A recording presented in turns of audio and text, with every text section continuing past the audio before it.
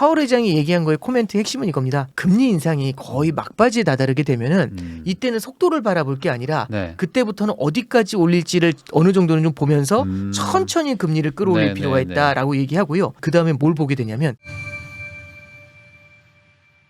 이번 시간은 신한은행 WM그룹 부부장님이시죠. 오건영 부부장님 모시고 이제 세계 어떤 뭐 경제나 이제 금리, 뭐 환율 이런 얘기들 전반적으로 나눠보도록 하겠습니다.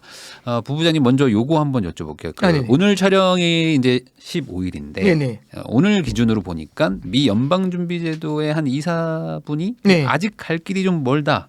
네네. 그러니까 뭔가 좀 분위기 좀 좋았었잖아요. 막 네네, 나스닥 그렇죠. 7% 올라가고. 근데 네네. 그러다 보니까 약간 좀 주춤했다. 네네. 전에는 또 파월 의장이 또 약간 또 속도 조절 얘기를 또 한 것도 있고. 네네네. 네, 지금 이게 뭐 어떻게 돌아가는 건가요? 네, 이제 그 크리스토퍼 월러라는 분께서 이제 요 얘기를 하신 거고요. 네. 이 아직 갈 길이 멀다라는 거는 이제 인플레이션에 대한 시각도 있고 금리에 대한 시각도 있고 공존하는 것 같아요. 네. 네, 핵심은 이제 이런 거죠. 미국의 소비자 물가가 조금 이제 둔화가 됐거든요. 7.7. 상승세가 그렇죠. 정말 잘 된 거죠. 건데, 그러니까 사실. 이제 맞죠. 7.7이 높은 건데 그 전이 너무 높으니까 네. 부담스러웠던 건데 네. 근데 얘기한 건 그거죠. 7.7에서 승리 선언하면서 샴페인 터뜨릴 때가 아니다. 네. 계속 지다가 한 번 이긴 건데 네. 그러니까 예를 들어서 뭐 야구로 따지면 10연패 뒤에 2연승 한 거거든요. 네네네. 근데 여기서 지금 샴페인 터뜨릴 때 아니다. 절대 안심할 때가 아니고 아직 갈 네. 길이 멀다는 얘기는 뭐냐면 7.7에서부터 2%가 목표거든요. 그렇죠. 거기까지 내려오려면 아직까지 장도가 남아 있습니다. 네네. 그래서 안심할 때가 아니다. 이 얘기가 하나 있고요. 두 번째는 금리 인상이 멈춘다는 생각까지 하는데 그건 아직까지 먼 얘기다라고 하면서 예를 들어서 앞으로 한두 번 안에 금리 인상이 끝난다 그렇게 생각하지 않는다라는 얘기를 하는 겁니다. 그러면 네. 사실상 이제 한두 번이라고 하면은 이제 올해 12월 달 회의가 한 있고요. 번 있고요. 내년 2월 3일 날 회의가 한 번 네. 또 있고 그다음에 3월 달에 있어요.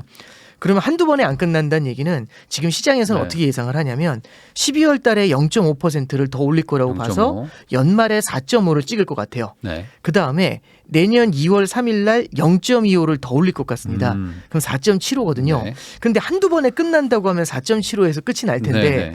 한두 번에 끝나지 않는다는 얘기는 한 번이라든지 한번 두 더. 번 더 하면 5 정도까지는 만들지 않겠나 5라는 숫자를 보려고 하는 것 같습니다. 아. 그래서 현재는 연준에서 얘기하는 얘기가 네. 아직 갈 길이 멀다. 이거는 속도는 둔화를 시키겠지만 0.75씩 올리는 건 이제 그렇게는 올리지 않겠지만 네네네. 대신에 몇 차례 더 올려가지고 현재의 목표치보다는 금리가 더 올라가게 하겠다. 이제 이 얘기고요. 네. 파월 의장은 이제 명확하게 세 가지를 얘기를 해요. 네. 금리 인상을 볼 때는 세 가지에서 봐야 된다. 네. 이제 어떻게 얘기하는 거냐면 첫 번째는 how fast 얼마나 빨리 올릴까. 네. 그다음에 두 번째는 how high 얼마나 높게까지 올릴까. 네. 마지막이 how long 높아진 상태에서 얼마나 유지할까. 그렇죠. 이 세 가지를 봐야 된다고 얘기를 하는데 파월 의장이 얘기한 거의 코멘트 핵심은 이겁니다.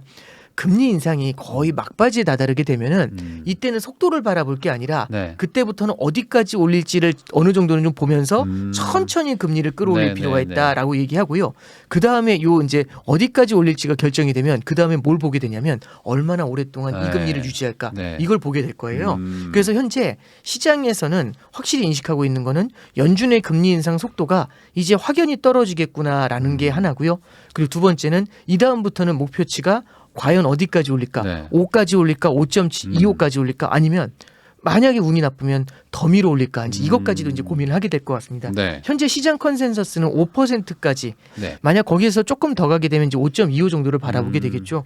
이게 잠깐 이제 우리가 이제 이런 생각을 좀 해볼 필요가 있어요. 그럼 왜 속도로 조절할까? 네. 단순히 끝이 가까웠기 때문에 조절하는 것도 있겠지만 네. 첫 번째는 이겁니다. 미국은요.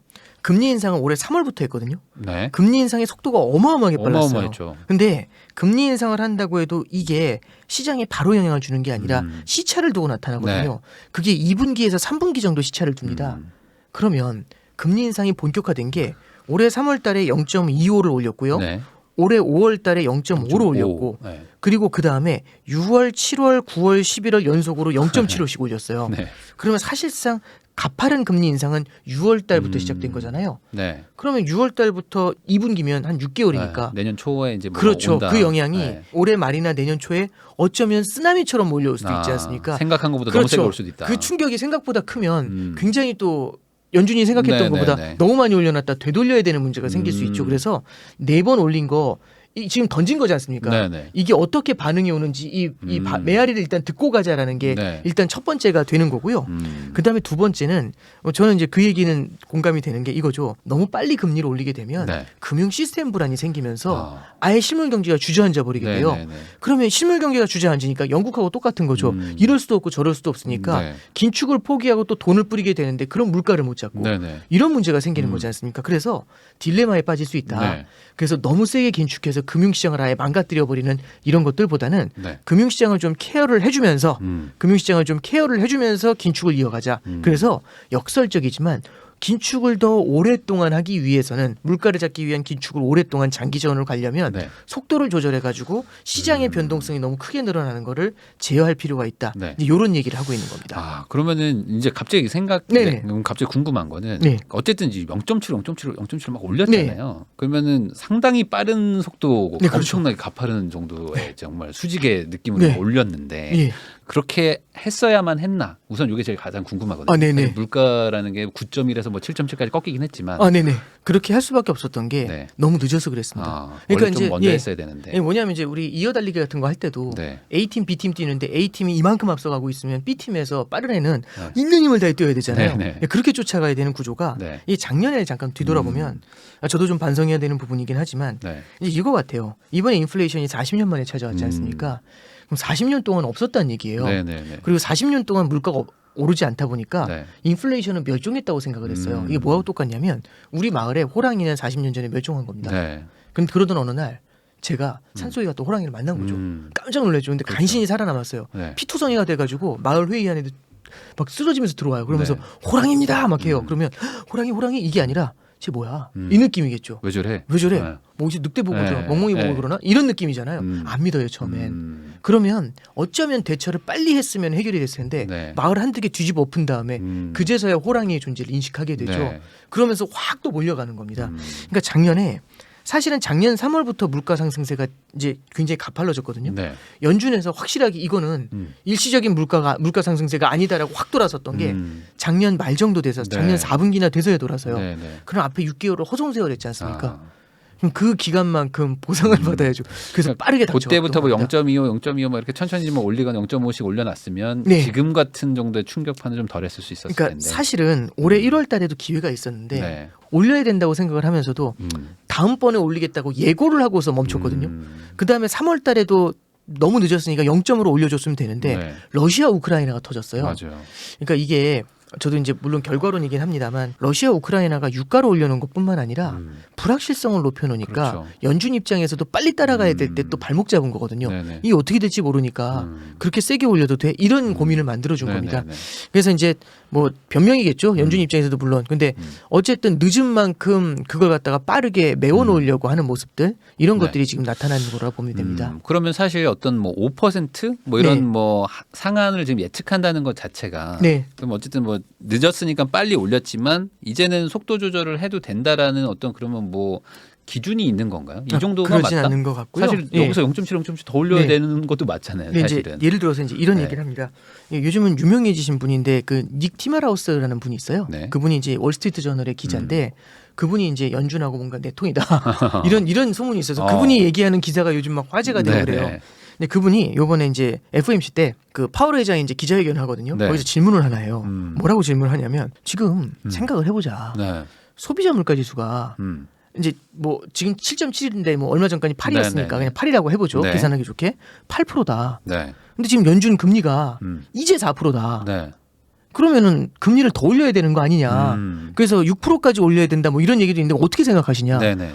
그 질문하는 것도 이거 잠깐 이상한데 이제 이런 네. 생각이 드는 거죠. 뭐 또 이거 뭐 암시야? 뭐 이제 이런 건데 어쨌든 이게 이슈가 된다는 건 맞는 것 같아요. 그러니까 파월 회장이 바로 뭐라고 하냐면 자 미래를 보면서 가자. 네. 이 미래를 보면서 가자는 게 뭐냐면 포워드 루킹을 하자고 해요. 이게 무슨 얘기냐면 소비자 물가 지수는 전년 대비해서 올해까지 얼마나 올랐냐예요. 네. 전년 대비해서 올해까지 그럼 이제 지금이 22년도 11월 15일이니까 21년도부터 22년도까지 네. 1년간 소비자 물가 지수가 얼마나 올랐냐 이거죠. 네. 이게 지금 8% 올랐다는 얘기예요. 그렇죠. 근데 우리가 만나는 금리는 정기예금 은행에 가서 정기예금 금리 물어볼 때 1년짜리 얼마예요? 라는 얘기는 네. 작년부터 오늘까지 금리가 아니죠. 그렇죠. 오늘부터 앞으로죠. 내년까지 금리죠. 그러니까 소비자 물가 지수는 이 앞에 8%라는 얘기예요. 네. 그리고 지금 주는 금리는 이 앞으로가 4%라는 얘기가 되는 거죠. 그러니까 두 개가 시기열에서도 달라요. 그래서 이 뒤에 있는 거 보지 말고 네. 앞에 포워드 루킹하는 걸 보라고 얘기를 앞에 해줘요. 물가를 보자. 네, 그렇죠. 그러니까 그러면 사실상 여태까지 왔었던 소비자 물가 지수는 참고고 네. 이 백미러 보고 운전한다고 하거든요. 네네네. 백미러 보고 운전하는데 앞을 보고 해야 되는데 백미러를 보고 운전을 하는 거니까 그걸 보면서 운전을 하면 앞에서는 쿵 소리가 나는데 지나가야지 백미러 보면서 알잖아요. 네. 다행히 동물이네 이러면서 지나가는 네. 거죠. 그러니까 이제 이 백미러를 보면서 운전하는 거니까 앞을 보면서 생각을 해라라는 얘기를 한 거예요. 그래서 여기서는 일단은 그 닉이라는 기자가 질문한 것에 대해서는 네. 한 템포를 좀 줄여준 거거든요. 이제 말씀드리고 싶은 거는 이게 뭐 6%다 7%다 소비자 물가지수 수준까지다 이렇게 정해져 있는 건 없습니다. 네네. 그래서 연준도 데이터를 보면서 실물 경제가 얼마나 영향을 받는지를 보면서 가겠다라고 얘기하는데 얼마 전까지만 해도 딴 거 다 모르겠고 네. 너무 물가가 빠르게 올라오니까 또 성장이 무너지든 금융시장이 흔들리든 상관없고 뭐 그냥 갈 거야 어쩔 수 이건데 없다. 예, 그렇죠. 그렇잖아요. 근데 지금은 확실히 바뀐 건 이건 바뀐 것 같아요. 오랫동안 지금 이제 인플레이션하고 이 장기전을 준비하는 것 같은데 네. 이거 장기전을 가려면 중간에 금리를 낮춰주면 또 물가가 탁 튀어요. 네. 그러니까 오랫동안 싸우려면 군량미를 축적해야죠. 전열을 정비해야죠. 네네네. 그러니까 무조건 진격할 게 아니라 지금 전열을 정비하는 겁니다. 그러면 한번 보급하고 그렇죠. 가자. 그렇죠. 그러면 속도 조절 들어가고 네. 그런 다음에 전열을 정비해서 현재 있는 높은 금리를 오랫동안 이어갈 수 있는 여건을 조성해야죠. 그럼 그 중에 하나가 금융시장이 너무 크게 흔들리게 되면 이거 뭐지 하면서 바로 또 기축을 갖다 완화해 줘야 되니까 네네. 그럼 인플레 잡기가 어렵거든요. 장기전으로 해서 이 인플레이션에 대한 기대 심리를 말려 죽이려면 네. 장기전을 준비해야 되고요. 그래서 지금 그 정지 작업에 들어가고 있는 그런 모습이라고 보면 좋을 것 같습니다. 그러면은 아까 말씀하신 것처럼 이제 룩포워드 이제 네. 앞을 보자. 네네. 그 말은 연준에서도 이제 물가가 조금은 이제 상단을 찍고 지금 꺾였다라고 본다라고 해석을 할 수도 있는 거예요. 그렇게 뭐 그렇게도 이제 해석은 가능하지만 왜냐면 뭐 네네. 7.7 그렇죠. 하니까 뭐 예. 시장은 막 갑자기 막 반색을 했었었잖아요. 그렇죠. 이제 그렇긴 한데 네. 이제 7.7이라는 숫자는 어차피 과거의 숫자니까 네. 백미러에 네. 나와 있는 숫자고 그렇잖아요. 이게 보니까 동물을 쳤네 이제 이거고 그다음에 이제 앞을 보자고 하는 거는 네. 이 금리라는 게 앞에 1년을 바라보는 네, 거니까 네, 네. 그거에 맞춰 가지고 앞으로 1년의 물가를 바라보면서 가자는 건데 앞으로 1년의 물가를 어떻게 알겠습니까? 아니 근데 여기서 네. 이제 속도 조절을 조금 한다는 거는 그렇죠. 그래도 막 물가가 네. 막 8, 9 막 이렇게까지는 안 갈 거라는 어떤 그런 게 있지 그런 것들도 않고서야 존재하겠죠. 속도를 예. 지금 약간 예. 엑셀을 떼는 게 좀 부담스럽잖아요. 이게 이제 결국에는 네. 연준이 만약에 진짜로 음. 물가 2% 넘으면 무조건 긴축, 네. 2% 미치면은 금리 낮춰 네. 이렇게 할 거면은 그 천재 같은 사람들이 있지는 않겠죠. 그렇죠. 그냥 뭐 예. 컴퓨터 가면 되죠. 그래서 연준에서도 2%가 안 되더라도 높더라도 금리를 낮추는 경우들이 있어요. 네. 왜 그러냐면 이게 어차피 추세를 타고 흐름을 네. 타고 내려가는 게 뚜렷해지면 음. 그때는 금리를 낮춰주기도 해요. 네. 정해져 있는 금리 레벨이 존재한다 이게 아니라 이제는 이제 실물 경제를 크게 흔들리지 않으면서도 인플레이션이 올라오는 걸 갖다가 제어할 수 있는 네. 레벨 그 정도에서 시간을 끌면서 계속 때리는 게 아니라 네. 현재 상태에서 시간을 끌면서 이제 점점 말려주기 작전 이제 그걸로 들어가는 거겠죠. 부부장님 또 예전에 나오셔가지고 또 이게 또 약간 심리전이기도 아, 네, 하니까 맞아요. 네. 사실 뭐 말로 때 세게 해놓으면 또, 그렇죠. 또 시장이 또 반응하기도 하고 네, 그렇죠. 런 것들이 있으니까 네네. 뭐 무조건 2%로 맞춰야지만 기계적으로 하는 건 아니고 네네. 저렇게 내려갈 것 같으면은 뭐 살짝 좀 풀어주기도 그렇죠. 하고 그러면은 어쨌든 장기전을 준비한다 이렇게 보는 게 좀 맞겠네요. 네, 그렇죠. 그러니까 현재 높은 수준의 금리 레벨이 이제 많은 분들이 그 생각은 해요. 네. 이번에 만약 꺾이면 경기 침체가 다가오게 네. 되면은